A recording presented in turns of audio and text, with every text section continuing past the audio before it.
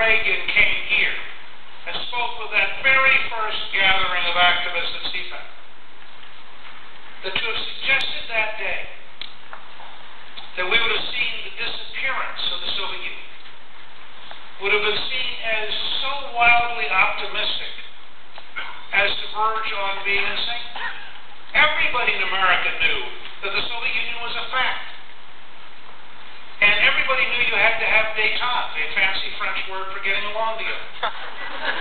And conservatives thought you ought to have angry détente and yell at the Soviets while they won.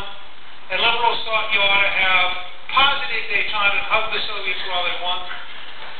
But everybody in the establishment knew you had to have détente. Now, in 1967, Governor Reagan had gone to Berlin. And he said, you know, they should tear that wall down.